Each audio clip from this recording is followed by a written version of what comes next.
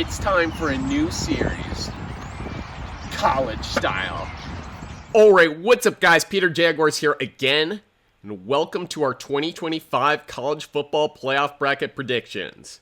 Most of you may know me from the NFL side of things, but I'm well versed in the college game too, having spent multiple years as the voice of Stanford football on the radio, a season playing receiver for the Pomona Pitzer Sagehens, and of course, some nice stick work on EA Sports CFB 25. So we've been doing the NFL predictions for 10 years, brought that series to YouTube, did it perfect back in 2017. Now let's see if we can do the same on the college side. We'll kick things off in the top left quadrant of the bracket. Ohio State hosting Tennessee in Columbus. The first round games played in home sites. From there on out, neutral field contests. So the benefit of playing in the horseshoe for the Buckeyes here. We've got another big-time receiver in Jeremiah Smith, and the defense has been dominant, allowing under 11 points per game. So for everything Dylan Sampson's been able to do on the ground for Tennessee, I don't know how much they'll get going through the air. In this game, the squirrel does not get his nut. We're taking the Buckeyes to move on. Next up, we got Clemson, Texas, with the ACC champion Tigers notching the final auto bid despite having 3 losses on the season. And honestly, I think both these teams are just grateful to see Georgia on the other side of the bracket. The differential in results maybe indicating some of the gap in quality. Clemson lost 34-3 in week 1 of the season, and Texas improved across their 2 games to take the Bulldogs to overtime in the SEC title game. Look, what Clemson's done over the last decade is remarkable, but this is not one of their most talented teams. I think Texas has more firepower on both sides of the ball, and I'm going horns up from Austin. You can't help but be impressed with what Curt Cignetti has done to turn around Indiana, and they won't have to travel out of state to take on Notre Dame in South Bend, the first meeting between these two programs since 1991. That said, playing at Notre Dame Stadium is hardly the easiest environment in the world. Went there in 2022 and Stanford won, but the stadium pulse was indeed rocking. And, well, Indiana only has 1 loss on the season. I think there's some questions here with strength of schedule. I like the players that they brought in. Curtis Rourke, Mikhail Kamara actually leads the FBS in pressures through the regular season. It just feels like another one of those games where the talent is going to emerge, and I'm rolling with Notre Dame. Okay, so 3 home wins so far. It's college football, Peter. Where's the chaos?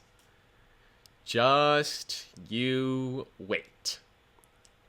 Happy Valley plays host at SMU and Penn State as James Franklin continues to hunt for a ranked win. And look, if we're crafting a narrative for one team to have just a little bit of extra motivation in the playoff, it's got to be SMU after squeaking in over Alabama. This game, I think, will be decided by which quarterback's able to take care of the ball. Kevin Jennings, Drew Aller, guys who are a little bit up and down. They have their highs, but when they turn the ball over, each team can be vulnerable. I think Aller makes a mistake or two that allows SMU to pull off the upset. On to the quarterfinals, where we have Ohio State and Oregon in the Rose Bowl. Something that makes sense until you realize it was very nearly the Big Ten championship game. Look, these two teams played an instant classic earlier in the year, 32-31. Oregon was the one team that was able to hang a significant amount of points on the board against OSU. And what I love about their offense is the distribution of the ball. It was Evan Stewart in that game in Eugene. Then Tez Johnson sets the Big Ten championship game receiving record. And for what Ohio State has on offense, they're just a bit more concentrated. Think with the injuries and attrition and chaos that goes on, Oregon's got a bit more depth to pull through in this one. An interesting wrinkle that's different between the college and NFL playoff bracket schedules is that while the top teams get a bye in both, there's an additional open week before any of the first-round matchups in college, which I think may just lessen the benefit of the bye relatively, given that everyone has an opportunity to get healthy before playing any games. In this case, for Kelvin Banks Jr., Isaiah Bond, and the rest of the Texas squad, they'll hope to be at full strength as soon as possible. For Arizona State, all eyes going to be on Cam Skattebo. Watched him dominate at Sac State, knew he was destined for big-time ball, and he certainly is here in the Peach Bowl against Texas. That said, I think the Longhorn defense will be able to lock up just enough, and they have a big offensive advantage to hang points on the board and earn the victory. Got another health situation to monitor with Carson Beck, who, admittedly, I'm not entirely sold as championship caliber. even at full strength. But Notre Dame, Georgia is another contest that feels like it could be a semi or even for the title. One of these teams will be forced into an early exit.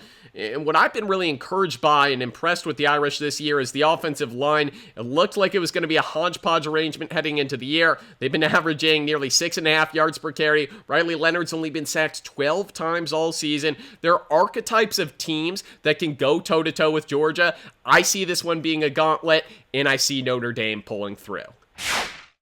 I mentioned yards per carry for a team. I should also share that Ashton Jeanty is averaging 7.3 yards per carry on 344 attempts, which is absolutely bonkers. And however you feel about the Heisman race, safe to say that he's having a generational season for Boise State.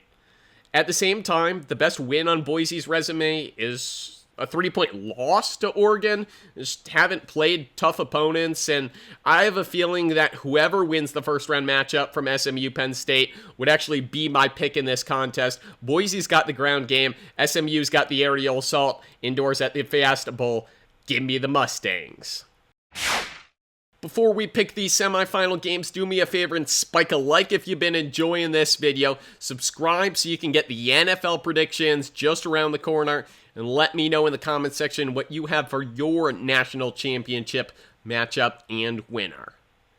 Now with Oregon, Texas, talk about the Ducks' receiving threats. They've also got two stud running backs, Jordan James, Noah Whittington is pushed onto the scene. Even Dylan Gabriel can situationally do some damage with his legs. The RPO game for Oregon, so hard to defend all across every inch of the field. And for Texas, I feel like they're just in this challenging spot right now of being better than the majority of the SEC, maybe a notch below Georgia and the other top echelon of college football talent right now. When Arch Manning takes the helm in a year or two, watch out. For now, I'm taking Oregon. On the other side, we have number 7 Notre Dame against number 11 SMU. I told you the chaos was coming, and I want to highlight the defensive experience of the Fighting Irish with a couple team captains. Linebacker Jack Kaiser has played in 64 career games, continues to be a staple. One of my favorite guys, Xavier Watts, is a converted wide receiver playing safety. He stepped into Kyle Hamilton's role when Hamilton was hurt a few years ago. Now off back-to-back All-American quality seasons. He had the effectively game-sealing pick six against USC. With Marcus Freeman bolstering a veteran squad on that side of the ball, it's a dream run for SMU to make the semis. They'll have no complaints, but I think Notre Dame's going to push their way over the top. For the national championship in the first ever edition of the 12-team college football playoff, Oregon and Notre Dame.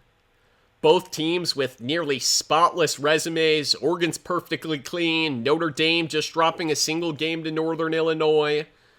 Both teams with 38-year-old first-time head coaches and Dan Lanning and Marcus Freeman who have plunged into this modern landscape of college football.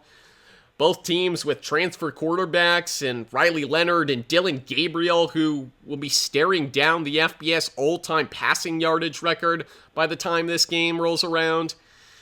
It certainly would be a game for the ages.